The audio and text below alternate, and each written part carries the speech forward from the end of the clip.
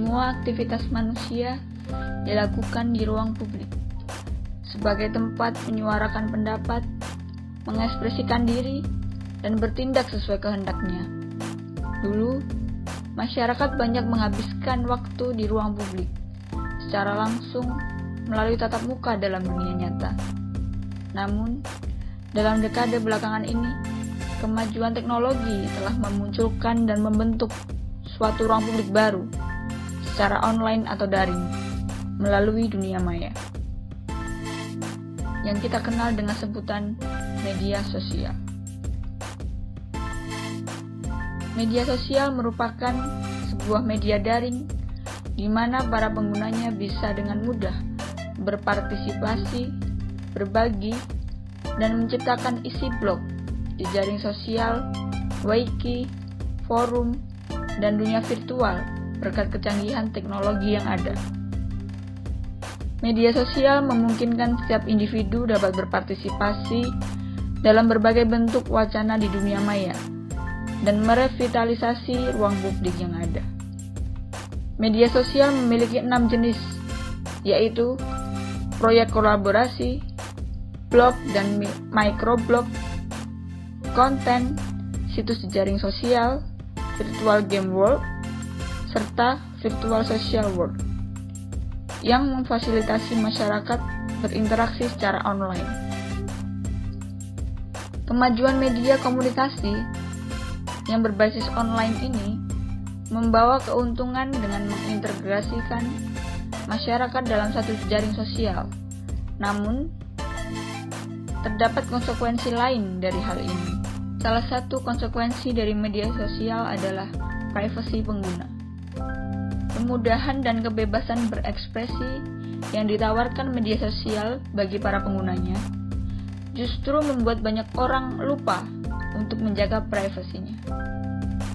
Seolah dirinya berhak mengekspresikan apa saja yang diinginkan dan dipikirkannya. Hal itu tentu bukan hanya berkaitan dengan tingkat pendidikan seseorang, tetapi juga mental pengguna media sosial.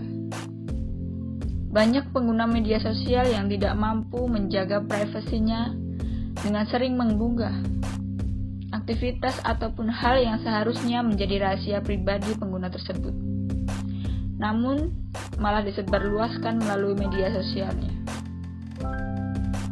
Berbicara mengenai privasi di media sosial, maka kita teringat dengan berbagai pelanggaran terhadap hal ini, seperti kasus Florence Sihombing dengan SPBU di Yogyakarta yang menjadi viral berkat cuitannya di Twitter dan status yang diunggahnya dalam PET.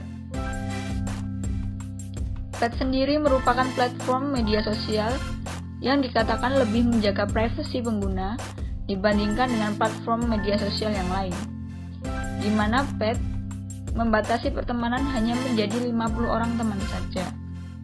Akan tetapi, dalam kasus Florence yang mempublikasikan status keluhannya yang seharusnya menjadi privasi terbatas untuk teman dalam petnya bisa menjadi tersebar luas.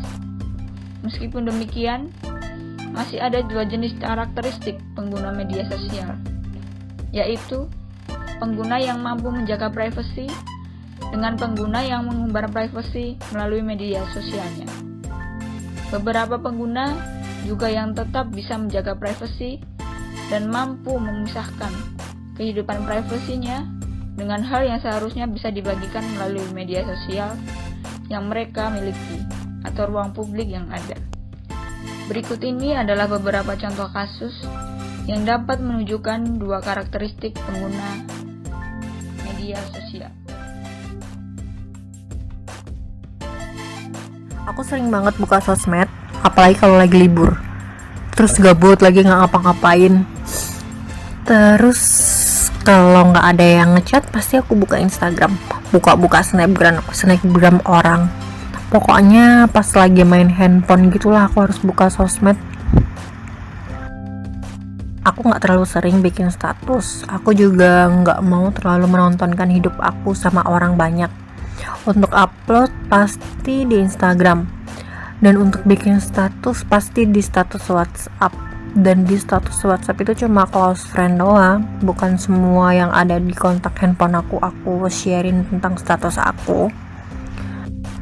Untuk itu sih aku sadar banget kalau ditonton sama orang banyak, dan aku kadang nggak peduli sama omongan orang karena mereka semua tuh bukan temen deket banget sama aku, atau mungkin kita baru kenal di sosial media juga ada. Temen deketku banget tuh pasti tahu aku orangnya kayak gimana. Terus karena emang bersikap bodoh amat itu kadang perlu juga, daripada kita sakit hati pikirin pendapat orang, ya mending bodoh amat. Yang penting gak saling merugikan sih, aku mikirnya kayak gitu.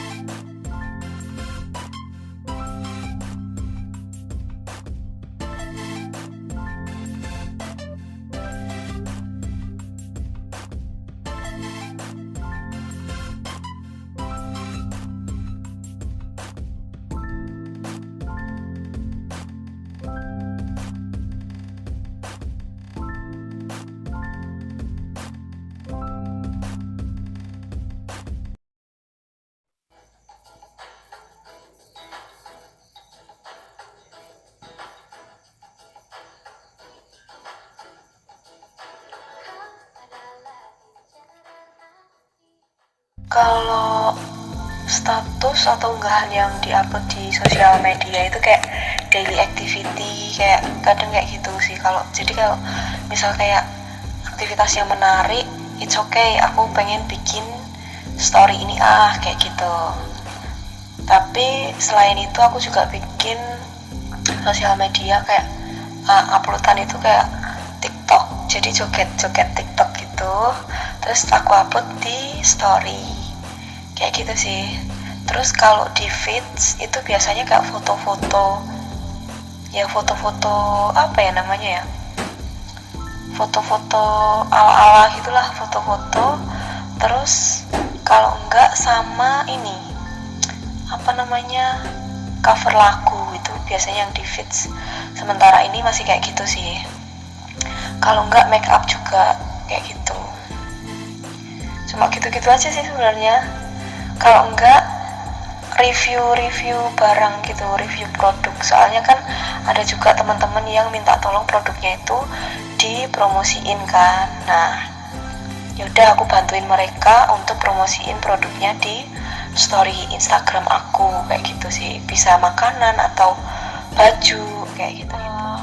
Menjawab pertanyaan nomor 6, menyadari bahwa status atau unggahan kita dilihat oleh banyak orang dengan pandangan yang berbeda-beda dan ada potensi menjadi bahan perbincangan orang lain. Nah, kalau itu sih sadar. Cuman kalau aku prinsipnya gini, apapun yang aku share, apapun yang aku upload, selama itu aku suka dengan konten itu dan aku pikir nggak merugikan orang lain, jadi it's okay gitu loh. Nggak apa-apa lah aku upload, orang juga nggak merugikan orang lain gitu. Nah, kalau sampai jadi bahan pembicaraan itu rata-rata iya sih. Soalnya misalnya kayak setiap kali aku upload foto atau cover lagu di feeds. Nah itu ada beberapa orang yang nge-share ke orang lain, karena kan akun Instagramku itu kan akun bisnis, jadi kelihatan ada berapa orang yang share kontenku itu gitu, jadi kelihatan kan. Nah mungkin ada pernah itu sampai belasan orang, kayak 18 atau 15-an orang itu nge-share ke orang lain, dan aku yakin sih mungkin untuk bahan pembicaraan sih ya. Jadi kalau menyadari bahwa itu pendapat orang beda-beda, pemikiran orang beda-beda akan apa yang kita post, itu aku sadar sih. Cuman selama itu nggak merugikan orang lain dan aku seneng menjalankan atau membuat konten itu, ya bukan menjadi masalah gitu loh. Kalau aku kayak gitu sih, jadi kayak dibawa santai aja selama nggak merugikan orang lain kontennya, kayak gitu. Tapi kalau aku rasa kayak nggak cocok nih buat diupload buat jadi konten kayak gitu, ya udah aku nggak bakal upload gitu loh. Gitu. Lanjut ya Rev ya. Pernah ngerasain dampak dari status yang kamu buat nggak? Nah kalau aku sih pernah sih ya. Cuman kalau menurutku sih bukan pure gara-gara aku bikin status gitu loh, tapi emang ada motivasi lain. Soalnya jadi ceritanya gini, aku itu dari tahun 2019 atau 2018 akhir, aku lupa, itu tuh nemu Facebook nama orang lain tapi fotonya fotoku. Nah itu tuh terus berlangsung sampai tahun ini, dan sampai tahun ini pun dia sampai cari-cari nomor WhatsApp bekas buat dia bikin WhatsApp gitu loh. Maksudnya sampai cari nomor bekas buat dia bikin WhatsApp. Nah terus tujuan dia bikin itu kayak buat ngerespon cowok-cowok gitu loh. Dan alasannya dia bikin karena katanya tuh dia tuh suka sama mukaku, dan orang yang bikin fake accountku itu cewek. Kan kampret banget loh. Jadi tuh kalau menurutku sih bukan gara-gara pure aku, gara-gara uploadanku, tapi emang ada motivasi dari dia gitu loh. Dia yang suka sama mukaku, terus dia bikin fake account pakai fotoku kayak gitu, dibuat deketin cowok-cowok. Jadi kan aku sendiri yang rugi gitu loh, Rek. Ngerti? Soalnya dia tuh pakainya fotoku, jadi cowoknya itu taunya tuh ya orangnya tuh aku gitu loh. Gitu sih intinya kayak gitu. Tapi saat ini udah ketemu sih orangnya itu siapa. Aku pun nggak kenal sama orangnya itu.